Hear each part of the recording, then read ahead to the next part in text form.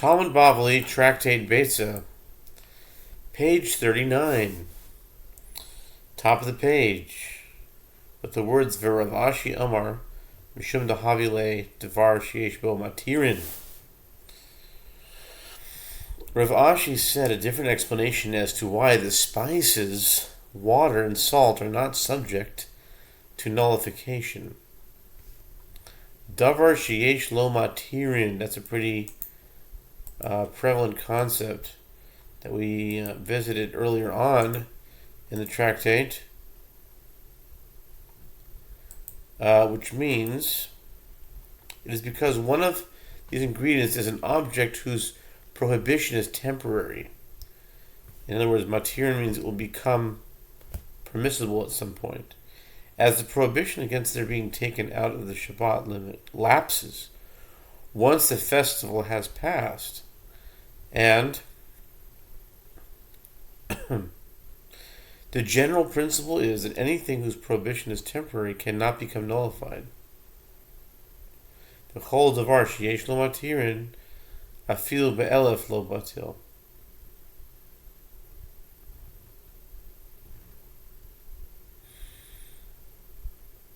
Even 1 part in 1,000 does not become nullified.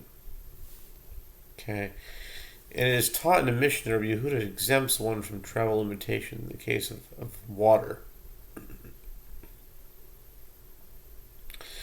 The Gemara asks, does this mean to imply that water, yes, it is exempted by Rabbi Yehuda, but salt, no? Is it not? But isn't it taught in a Beitzah? Rabbi Yehuda says water and salt are both nullified, whether in a dough or in a pot of cooked food. The Gemara answers, this is not difficult. In this case of the Mishnah, the reference is to salt of Sodom, which is quite coarse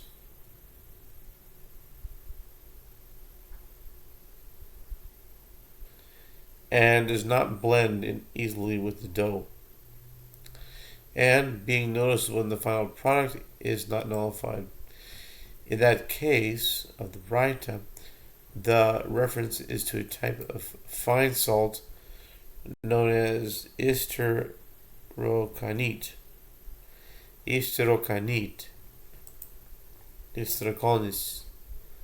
Consequently, it is not noticeable in the final product and can be nullified. Istrokanit. I wonder what the gematria of that is.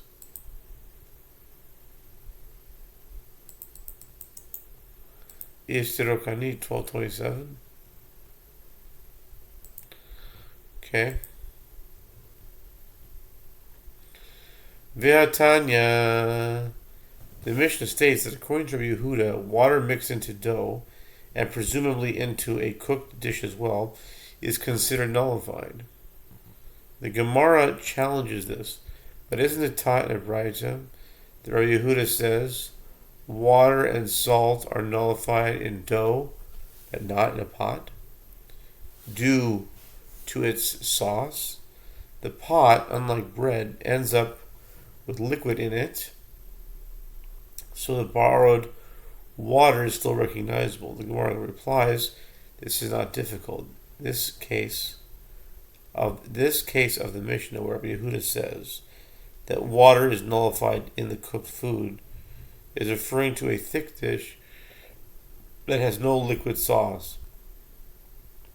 That case of the Beitzah in which Rabbi Yehuda said the water is not nullified is referring to a thin dish with liquid sauce. Okay. Mishnah. A coal that is one borrowed from another on the festival is as the feet of the owner, and it may be carried on the festival to any place where its owner may walk.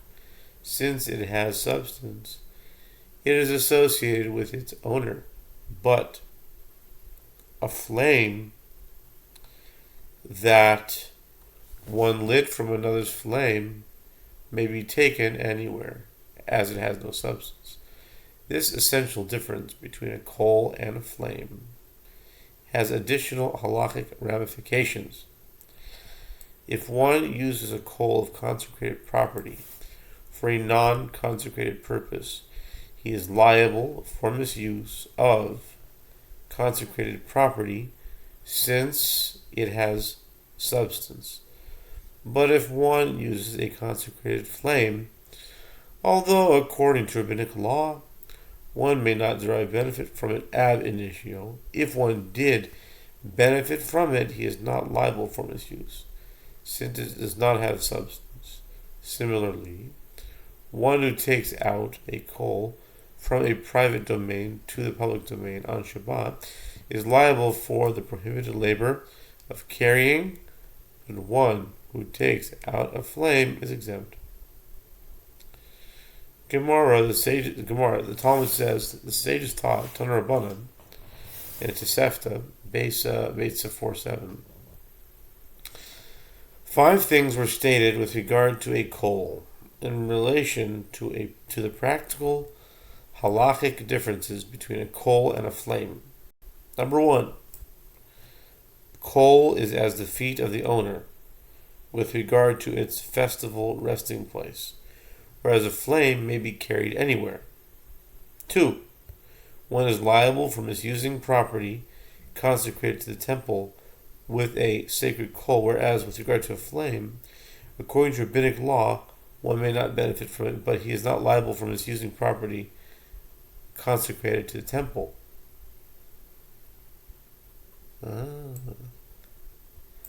3,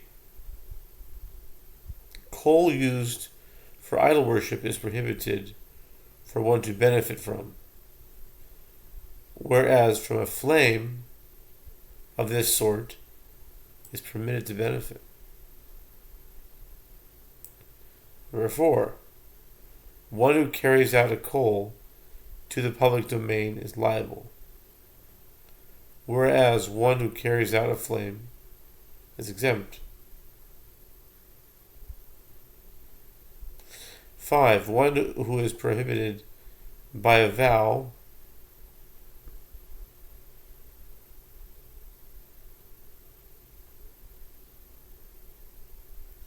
from deriving benefit from another is prohibited from using his coal, but is permitted to derive benefit from his flame.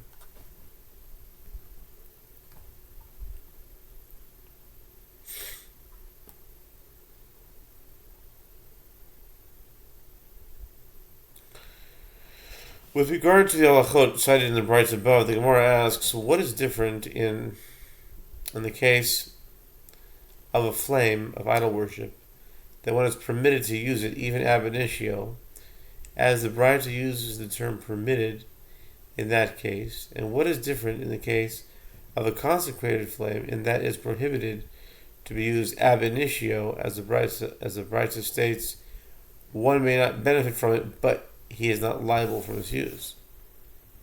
The Gemara explains, in the case of idol worship, which is repulsive to Jews, and from which Jewish people inherently maintain separation, the sages did not decree additional restrictions with regard to it. However, concerning consecrated property, which is not repulsive, and from which people do not inherently maintain separation in order to prevent its use, the sages did decree with regard to it that it is prohibited to use the flame. I don't know.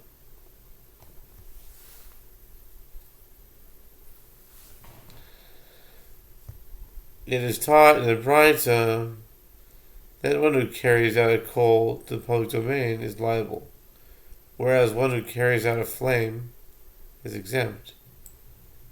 The Gemara asks, but isn't it taught in another Beitzah, one who carries out a flame of any size on Shabbat is liable?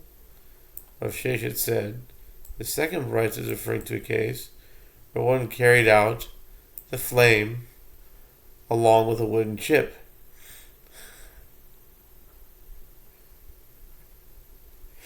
Since the flame is attached to a physical object, it is considered significant. How can you carry a flame without anything?